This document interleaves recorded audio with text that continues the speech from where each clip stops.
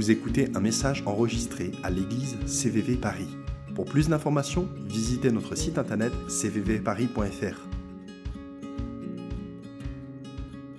Merci pour votre accueil et c'est toujours un plaisir d'être avec vous, un plaisir de revoir, je dirais, les vieux copains. Gordon, je le connais depuis 1975. Vous vous rendez compte? Il y a beaucoup d'entre vous qui n'étiez pas nés encore. Alors, j'avais à cœur de... Bon, parce que justement, avec Gordon, comme on est des vieux copains, on se téléphone de temps en temps, on se donne des nouvelles. Et la dernière fois que j'ai eu Gordon au téléphone, c'était la semaine dernière, ou la semaine d'avant, il n'était pas en forme. Et donc j'ai prié pour lui après ce coup de téléphone, et le Seigneur m'a demandé m'a indiqué certaines choses que peut-être on partagera, sans doute on partagera après, un peu plus tard. Alors, en attendant, je voudrais partager la parole de Dieu. En fait, c'est plus un témoignage un peu de certaines choses que nous vivons, là, justement, dans cette église du Point du Jour avec Francis.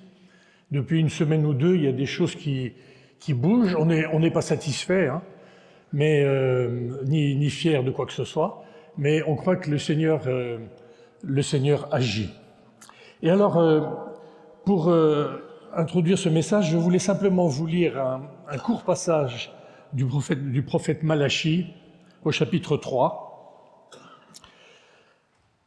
Au chapitre 3, oui, donc au verset 7, où il est dit « Depuis le temps de vos pères, vous vous êtes écartés de mes ordonnances, vous ne les avez point observées. Revenez à moi, je reviendrai à vous, dit l'Éternel. » Et puis un peu plus bas, « Mettez-moi de la sorte à l'épreuve, et vous verrez si je n'ouvre pas pour vous les écluses des cieux. » Et c'est sur ce verset-là, « Mettez-moi à l'épreuve », que j'aimerais que nous nous arrêtions.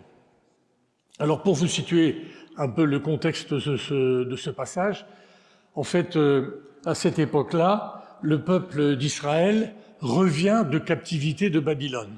Ça fait 70 ans qu'il a été en captivité, il revient en Israël, alors vous imaginez dans quel état le pays est. Il est en ruine, il n'y a plus rien qui fonctionne, c'est la débandade, et donc, le peuple se plaint auprès de Dieu. Il y a des maladies, il y a des sécheresses, il y a les sauterelles.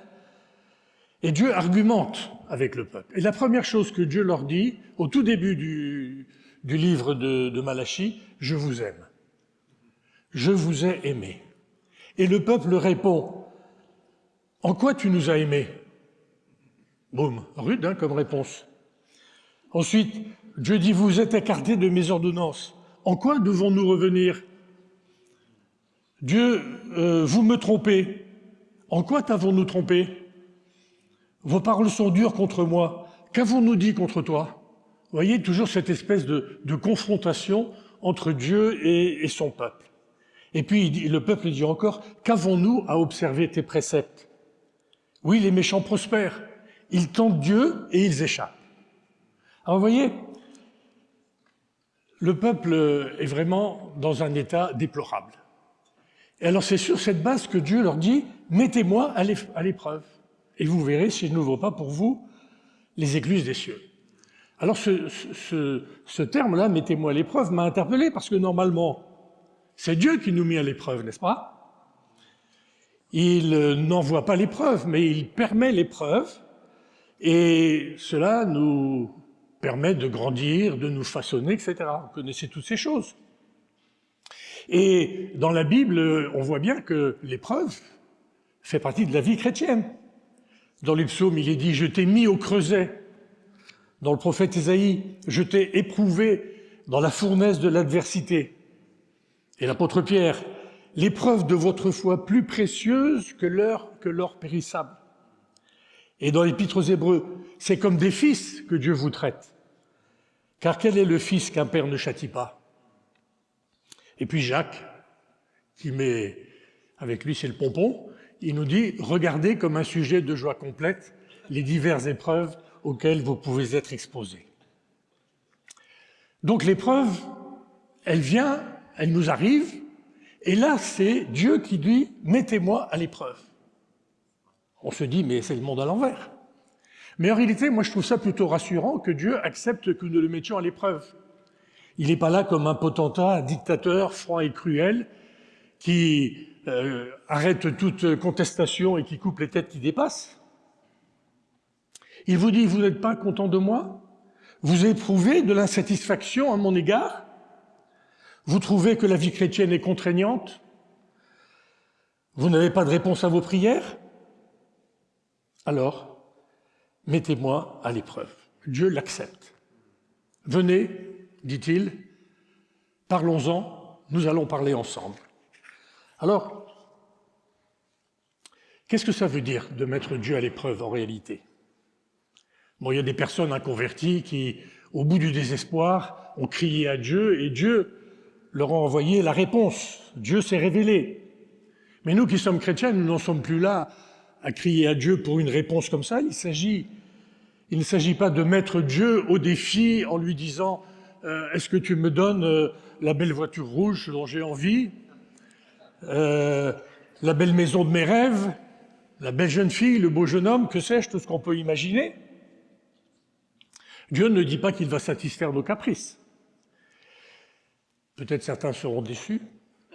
Mais en tout cas, Dieu, malgré tout, Dieu prend soin de nous, prend soin de nos besoins quotidiens. Et même, il y a un psaume, je ne l'ai pas recherché, mais il y a un psaume où il est dit qu'il est prêt à répondre à nos désirs. Alors, persévérez. Non, moi je crois que quand Dieu dit « mettez-moi à l'épreuve », il voudrait que nous soyons des hommes, des femmes, qui aient soif de l'impossible.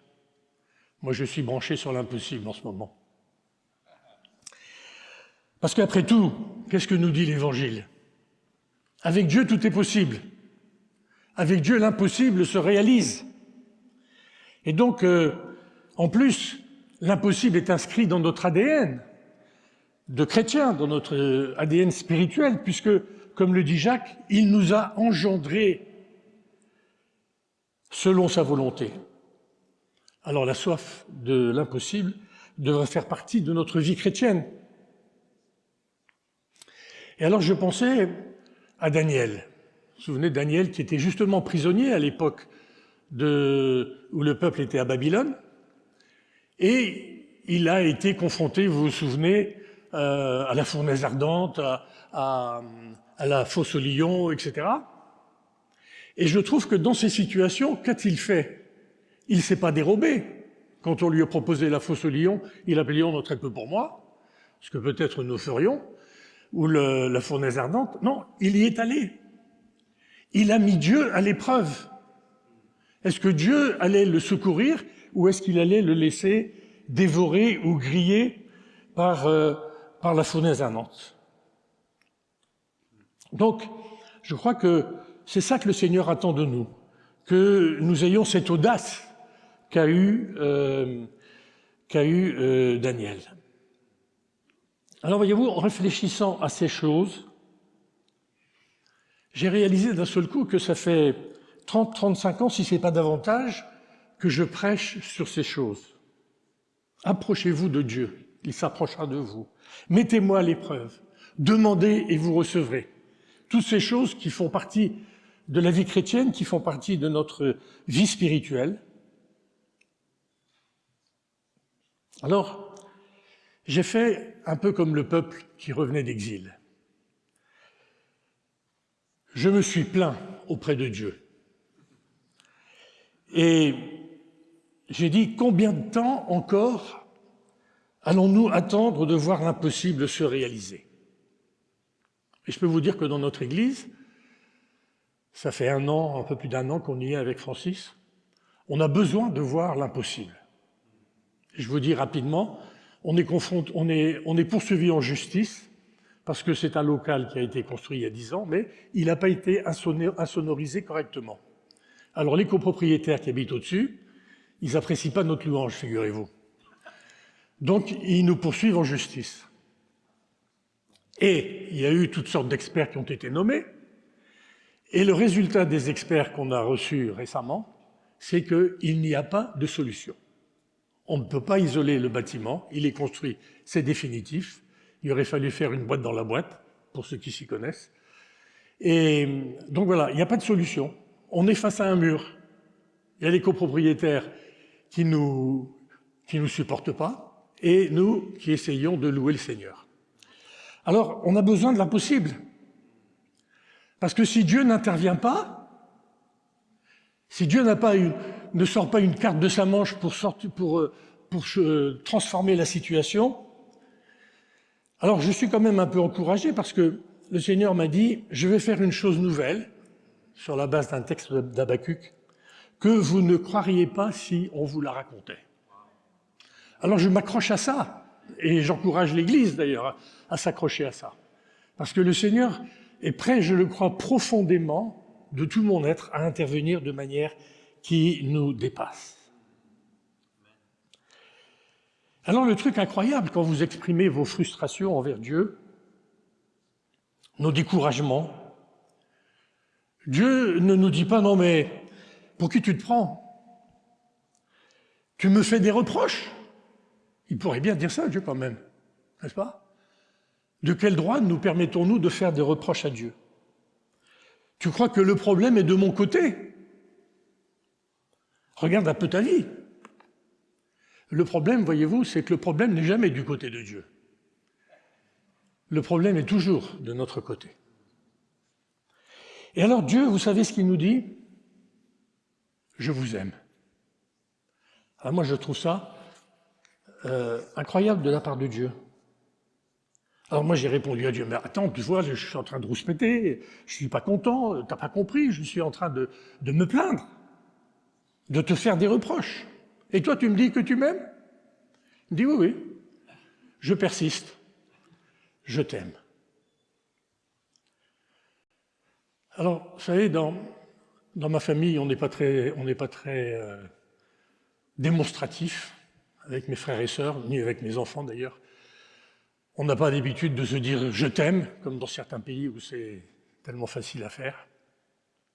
Et puis toutes ces histoires de chants où on dit qu'on vient se jeter dans les bras d'amour de Dieu, c'est pas tout à fait mon truc. Mais en même temps, quand Dieu vous donne une douche de son amour, quand il vous inonde de son amour, on est complètement chamboulé. Et là, on se sent véritablement dans ses bras, même quand on est un peu vieux comme moi. Et ça fait du bien de sentir cet amour de Dieu qui nous enveloppe quand on est venu, qu'on a négocié, je dirais, avec Dieu, et que lui, malgré tout, ne nous rejette pas et nous permet de continuer à avancer avec lui. Alors en même temps que je réfléchissais à toutes ces choses, le Seigneur m'a rappelé un texte qui est une sorte de point de repère dans ma vie spirituelle. C'est un texte que j'ai reçu quand j'étais relativement très jeune, parce que maintenant je suis plutôt vieux, donc là, à l'époque, j'étais encore très jeune. Et ce texte-là me revient de temps en temps dans des situations spécifiques. Et ce texte, c'est un texte de l'Exode, où il y a eu là aussi une discussion justement entre Dieu et Moïse après l'histoire du veau d'or. Dieu voulait plus marcher avec le peuple et Moïse a dû argumenter avec Dieu. Et finalement, Dieu lui dit « Je ferai ce que tu me demandes, car tu as trouvé grâce à mes yeux et je te connais par ton nom. » Alors, ce texte, quand on le regarde d'à peu près, « Je te connais par ton nom ». Nous tous qui sommes ici, Dieu nous connaît par notre nom. Il nous a prédestinés dans son amour à être ses enfants d'adoption. Et puis, le texte dit encore « Tu as trouvé grâce à mes yeux ». Ça, c'est le salut que nous avons reçu. En Jésus-Christ, on a chanté des chants sur la grâce tout à l'heure, dans toutes les formes de cette grâce que Dieu nous manifeste de manière tellement extraordinaire. Et d'une certaine façon, la suite logique, je ferai ce que tu me demandes. Alors, là aussi, je ferai ce que tu me demandes. C'est incroyable d'entendre Dieu nous dire ça. Vous ne trouvez pas? Ça paraît presque anormal. En principe, c'est nous qui devrions demander à Dieu de faire ce qu'il nous demande, de faire sa volonté.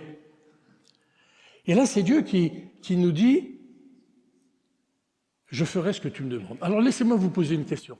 Y a-t-il quelqu'un ici à qui on a dit une fois dans sa vie « Je ferai ce que tu me demandes ».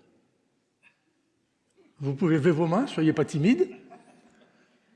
Je vois qu'il n'y a pas grand monde.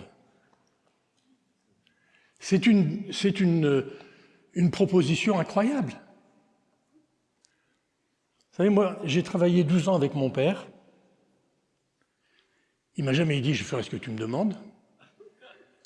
Il m'a dit « je ne peux pas te forcer à faire ce que tu ne veux pas faire ». C'est déjà pas si mal. Et c'est tellement exceptionnel que plus de 40 ans plus tard, je m'en souviens encore. Et là, Dieu nous dit « je ferai ce que tu me demandes ». Je confesse que j'ai jamais dit à l'un de mes enfants « je ferai ce que tu me demandes ». Et je constate qu'il n'y a personne qui vous a jamais dit « je ferai ce que tu me demandes ». Mais Dieu, lui, il nous le dit « je ferai ce que tu me demandes ». Alors vous allez me dire « oui, mais enfin bon, t'exagères un peu, là c'est Moïse quand même ». C'est vrai. Mais regardez bien dans l'Évangile de Jean, chapitre 14, chapitre 14, verset 15. « Si vous demandez quelque chose en mon nom, je le ferai. » Chapitre 15, verset 7. « Si vous demeurez en moi, que mes paroles demeurent en vous, demandez ce que vous voudrez, et cela vous sera accordé. » Chapitre 16, verset 24. « Jusqu'à présent, vous n'avez rien demandé en mon nom. Demandez, et vous recevrez, afin que votre joie soit parfaite. » Ça vous suffit pour être convaincu que l'on peut demander à Dieu, puisqu'il nous dit « Je ferai ce que tu me demandes ». Alors tout ça, ça m'a un peu regonflé, après mes chamailleries avec Dieu. Alors je suis arrivé à la réunion de l'église. Et j'ai dit, bon, on va demander, avec un D majuscule.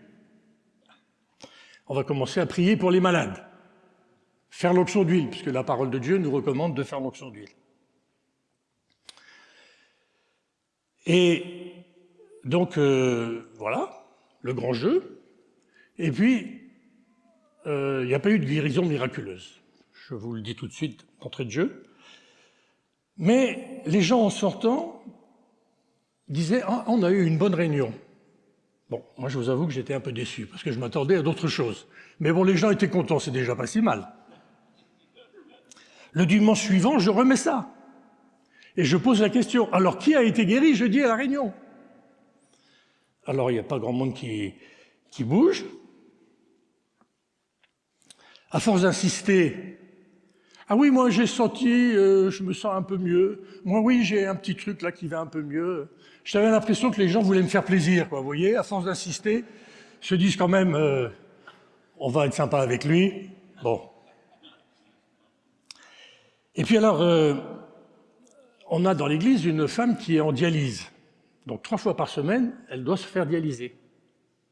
Alors moi, je m'attendais à ce qu'elle arrive le dimanche avec un bilan sanguin super, complètement rétabli. On a un monsieur qui vient depuis 2-3 fois, qui souffre de la DMLA plutôt. Alors je me suis dit, jeudi soir, il va venir à la réunion de prière, il fait nuit. Comme il voit maintenant, il va pouvoir venir. Ah ben non. Donc, on se retrouve confronté, voilà, on prie, on fait l'onction d'huile, on fait tout ce que la Bible nous dit, apparemment, mais on n'a pas les résultats escomptés. Alors ce qu'on sait, ce que la parole de Dieu nous enseigne, c'est que, et le Seigneur me l'a redit, alors que je le savais déjà, il faut persévérer. C'est pas parce que tu pries une fois que tu vas avoir la guérison. Il faut continuer à prier. Il faut pas perdre l'habitude de prier pour les malades. Il faut toujours prier pour les malades. Et alors, quand on demande qui a besoin de la prière, qui est malade, c'est invraisemblable de voir le nombre de gens qui lèvent la main. Il y a beaucoup plus de gens qui sont malades qu'on ne le pense. Les gens viennent à l'église, ils ont l'air bien comme ça, et puis finalement, il y en a pas mal d'entre eux qui sont malades. Donc il faut persévérer, et ça c'est la base de notre relation avec Dieu et de notre vie chrétienne. C'est à force de prier pour les malades que les miracles commencent à arriver. Alors je voudrais aussi vous raconter une autre histoire. J'ai assisté, lorsque j'étais aux États-Unis, à une réunion où une femme était là, en fauteuil roulant, depuis 22 ans, à la suite d'un accident de voiture. Et son mari était pasteur. Et il y avait, à ce moment-là, dans le secteur, un évangéliste qui avait manifestement un don de guérison. Et les gens étaient guéris quand il priait pour eux. Alors cette femme, son mari lui dit « on va y aller ». Et elle dit « non, moi j'en ai marre de courir tous les États-Unis pour trouver quelqu'un qui va prier pour moi, je n'y vais pas ». Bon, finalement, elle se laisse convaincre. Ils viennent à la réunion. Le mari pousse la chaise roulante au travers de tous les gens qui étaient là en train de vouloir se faire imposer les mains. Et au moment où ils s'approchent, voilà un couple qui arrive avec un enfant dans les bras de, 3 ans, quelque chose comme ça. Et cet enfant, je ne sais plus ce qu'il avait, mais il était entre la vie et la mort. Et cette femme nous raconte que quand elle a vu cet enfant, elle a éprouvé une compassion extraordinaire pour cette famille. Elle s'est sentie submergée par l'amour de Dieu pour cette famille qui était dans l'affliction. Et elle s'est dit, moi, je suis dans un fauteuil roulant, mais cet enfant va mourir. Et c'est ce soir-là qu'elle a été guérie. Bon, ça a pris du temps avant qu'elle marche correctement, il a fallu 1 mois. Mais vous voyez, les deux vont de pair, la foi et l'amour.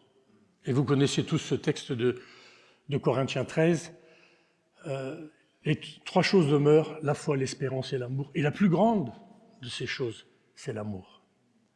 Donc la foi pour la prière pour les malades est nécessaire, indispensable, effectivement. Mais ça doit être porté par l'amour. S'il n'y a pas l'amour, alors notre foi et notre prière est vaine. Et c'est pour ça que quand on prie dans notre église pour les malades, moi j'aime bien que toute église approche. Tout le monde vient. D'abord, je me dis que peut-être ça additionne nos petites graines de foi, et ça fait une montagne de foi éventuellement. Et en même temps, ça permet que chacun puisse être participant et exprimer cet amour dont nous avons besoin. Les deux sont indispensables. Et puis encore une chose concernant cette idée de demander. Dans le livre des Chroniques, dans 1 Chronique 3, il y a Salomon qui vient d'être oint comme roi sur Israël. Et là encore, Dieu lui dit « Demande-moi ce que tu veux que je te donne ». Vous voyez, Dieu quand même, il est cool, quoi. Hein, il nous demande, il nous propose ce qu'on lui demande. Alors Salomon, il dit « moi je voudrais la sagesse et l'intelligence ». Très bien. Dieu lui dit « Ok, tu recevras la sagesse et l'intelligence. Mais puisque tu n'as pas demandé ni la richesse, ni la mort de tes ennemis, ni ceci, ni cela, etc., je te donnerai en plus, au-delà de ce que tu as demandé. » Vous voyez, c'est ça Dieu. Il nous invite à lui demander, et quand on lui demande et qu'il nous donne ce qu'on a demandé, il nous donne encore en plus. Alors moi je trouve ça extraordinaire, ce Dieu que nous avons.